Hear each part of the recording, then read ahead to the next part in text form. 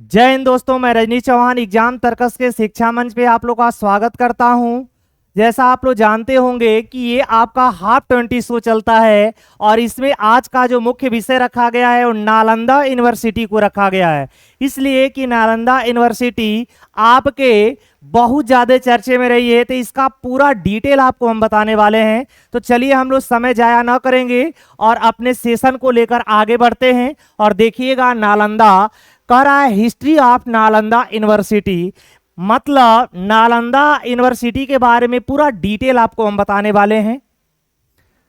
देखिए, नालंदा विश्वविद्यालय आपसे कह देगा तो आप बताइएगा एकदम लोकेशन इसका क्या है। तो देखिए, महाद्वीप एशिया इसलिए बता रहे हैं मित्र कि ये आपका पूरे वर्ल्ड की बात कर रहा है। देश भारत है, राज्य बिहार है, आपका जिला नालंदा है और क्षेत्र मगध है। समझ पा रहे हैं आप लोग। निर्माण किसने किया था नालंदा यूनिवर्सिटी का? तो कुमारगुप्त हैं। कौन है भाई? कुमारगुप्त हैं। और ये स्थापना तो 9वीं शताब्दी में किया गया था। संस्कृति ये जो केंद्र है तो ये बौद्ध धर्म का था। समझ पा रहे हैं आप लोग। सन आपसे पूछेगा तो 1200, समझ रहे हैं आप लोग, कब से यह प्रचलन में आया? तो 1200 में। क्लियर है? आगे बढ़ेंगे हम लोग।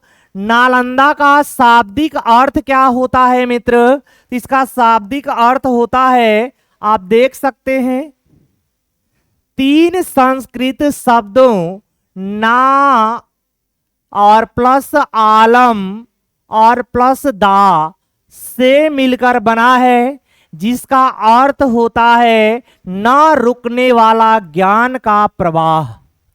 न रुकने वाला ज्ञान का प्रवाह। और आपसे बता दिया जाए कि इसका उत्खनन दिनांक प्रथम बार कब किया गया था? तो 1915 से 34 तक। और दूसरा कब किया गया था? 74 से 82 तक। याद रहेगा क्या? चलिए, पुरातत्ववेता कौन थे? तो डेविड स्पूनर थे और हीरानंद शास्त्री। आपको हम बताएंगे कि जो आपका नालंदा यूनिवर्सिटी है बख्तियार खिलजी ने जला दिया था ना, तो इसके बाद इसकी खुदाई की गई, तब हमें पता चला यह कितना मंजिला है और कितना वर्ग किलोमीटर में है, कितना पुराना है। समझ पा रहे हैं आप लोग। और विश्व का प्रथम आवासीय विश्वविद्यालय था। आवासीय, जिसको आप हॉस्टल कहते हैं। समझ पा रहे हैं आप लोग। नालंदा विश्वविद्यालय स्थापत्य कला का अद्भुत नमूना माना जाता है। स्थापत्य कला मतलब समझते हैं जो उसका डिजाइन डेकोरेट किया गया है वही। और स्थापत्य कला का स्वर्ण युग कहा जाता है जहांगीर के शासनकाल को। क्लियर है आप? आपसे कह देगा कि ये आपका चीनी यात्री वेन सॉन्ग तथा इति सिंह भारत आए। समझ रहे हैं आप लोग। ये आपका भारत आए हैं, आर्या नहीं है। क्या हो जाएगा? भारत आए। समझ पा रहे हैं आप? भारत आए, भारत आए। क्लियर? इस विश्वविद्यालय के प्रमुख अध्यापक गण आचार्य शीलभद्र, जो प्रमुख में थे आचार्य शीलभद्र थे। नालंदा किसकी जन्मभूमि? बौद्ध सारीपुत्र की है। समझ पा रहे हैं आप लोग। बौद्ध सारीपुत्र की है। और नालंदा में सहस्त्र विद्यार्थियों और आचार्यों के अध्ययन के लिए 9 तल का एक विराट पुस्तकालय था। ये 9 तल्ला, जिसको आप कहते हैं ना 9 मंजिला, उस समय समझ लीजिए कितना हम लोग आगे थे। इसमें 3 लाख से अधिक पुस्तकों का अनुपम संग्रह था। अनुपम संग्रह। देखिए, इसके बाद आपसे क्वेश्चन कर देगा कि 3 विशाल भवन कौन कौन थे? तो रत्न रंजक, रत्नोदाही, रत्न सागर, ये 3 आपके क्या थे? विशाल भवन थे, जो सबसे बड़े माने जाते थे। समझ पा रहे हैं आप लोग।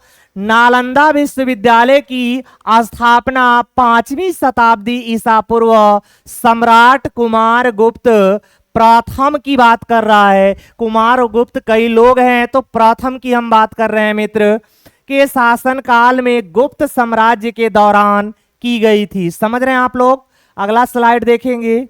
नालंदा विश्वविद्यालय में पढ़ाए जाने वाले मुख्य विषय कौन कौन से हैं जो आपके सामने रखे गए हैं मित्र? तो देखिए, धर्म शास्त्र की और दर्शन, कानून की पढ़ाई और खगोल विज्ञान और गणित, चिकित्सा और साहित्य शामिल थे। इतना अच्छा अच्छा विषय यहाँ पे क्या किया जाता था? पढ़ाया जाता था। और इनमें से छांटने के लिए आता है जो आप छांट सकते हैं। क्लियर हैं क्या आप? चलिए आगे बढ़ते हैं। स्थापना और प्रारंभिक इतिहास। वर्तमान बिहार में स्थित नालंदा विश्वविद्यालय दुनिया के पहले आवासीय विश्वविद्यालयों में से एक था। समझ रहे हैं आप लोग? आवासीय विश्वविद्यालयों में से एक था।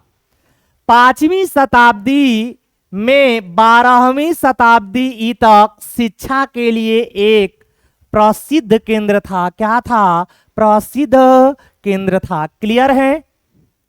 इसकी स्थापना का श्रेय गुप्त वंश के कुमार गुप्त प्रथम 415 से 455 ईस्वी को दिया जाता है। इसका पूरा हिस्ट्री आप लोग के सामने रखा जा रहा है।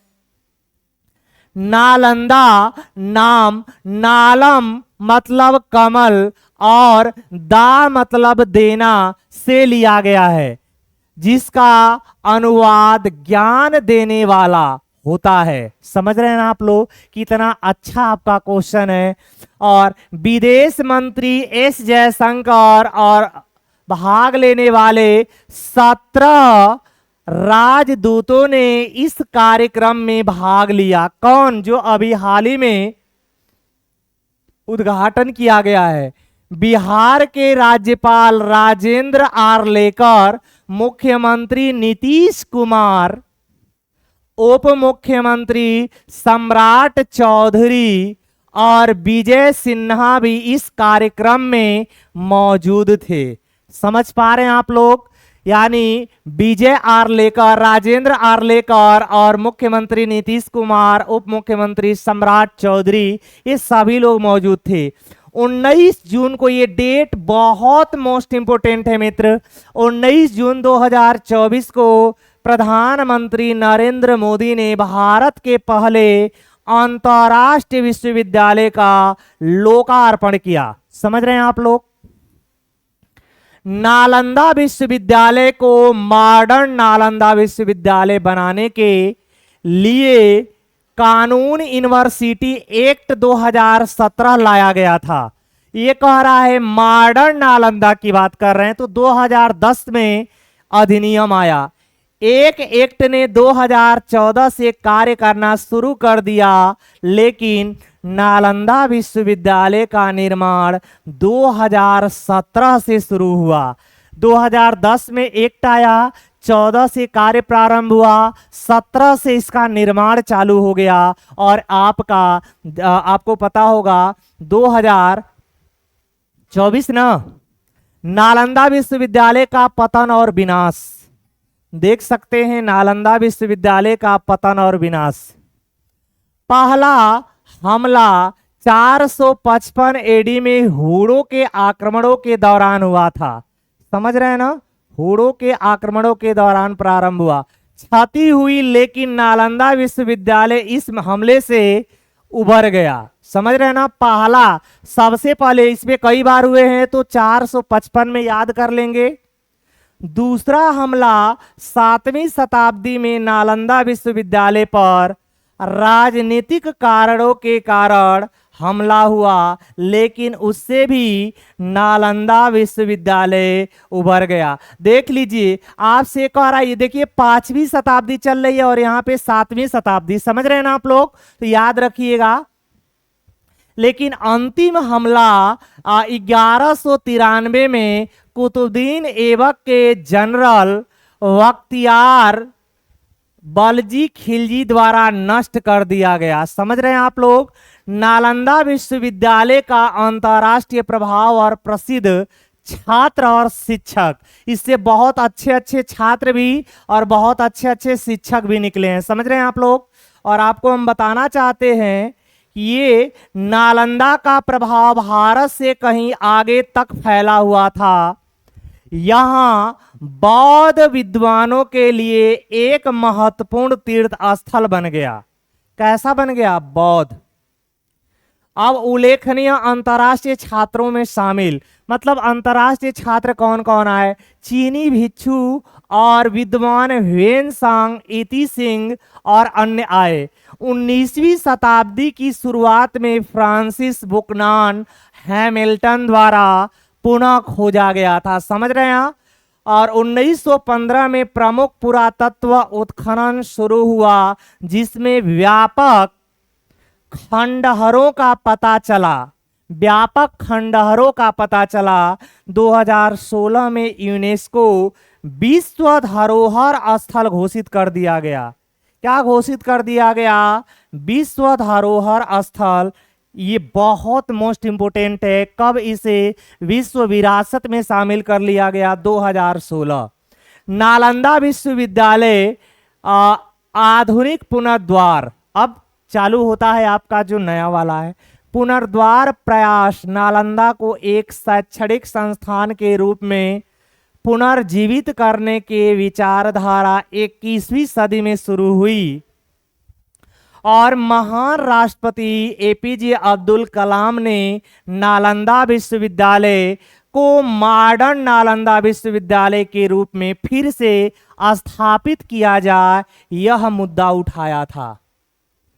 और आपको हम बताना चाहते हैं कि जिसके बाद भारतीय संसद ने 2010 में नालंदा विश्वविद्यालय अधिनियम पारित किया और आधुनिक परिसर प्राचीन स्थल के पास 2014 में नया नालंदा विश्वविद्यालय स्थापित किया गया। इसका ध्यान अनुसंधान और अंतः विषय अध्ययन पर बल देना था। अंतर्राष्ट्रीय सहयोग चीन, जापान, सिंगापुर, ऑस्ट्रेलिया, अन्य देशों द्वारा इसका समर्थन मिला, तब जाके हम नालंदा यूनिवर्सिटी को पुनः जीवित कर पाए। समझ रहे हैं आप लोग। इस अंतर्राष्ट्रीय विश्वविद्यालय में भारत के अलावा 17 अन्य देश भी शामिल हुए। ये आप लोग के लिए मोस्ट इंपोर्टेंट क्वेश्चन है मित्र, समझ रहे हैं ना आप लोग। Australia, Bangladesh, Bhutan, Brunei, Darussalam, Cambodia, चीन, Indonesia, Laos, Mauritius, Myanmar, New Zealand, पुर्तगाल, सिंगापुर, दक्षिणी कोरिया, श्रीलंका, थाईलैंड, वियतनाम, इन देशों ने विश्वविद्यालय के समर्थन में समझौता ज्ञापनों पर हस्ताक्षर कर दिए। क्या कर दिए? हस्ताक्षर। और इस तरह हमारा नालंदा यूनिवर्सिटी की पूरी जानकारी आप लोग के सामने हमने प्रस्तुत कर दिया है। चाहे जानकारी से, चाहे आपके पेपर में आने वाले प्रश्नों से संबंधित जो भी आपका क्वेश्चन होता है, सब आप लोग के सामने प्रस्तुत कर दिया गया है। तो आप लोग इसको बेहतर ढंग से देख लीजिएगा और हाफ 20 शो कैसा लगता है आप लोग जरूर बताइएगा। जय हिंद, जय भारत।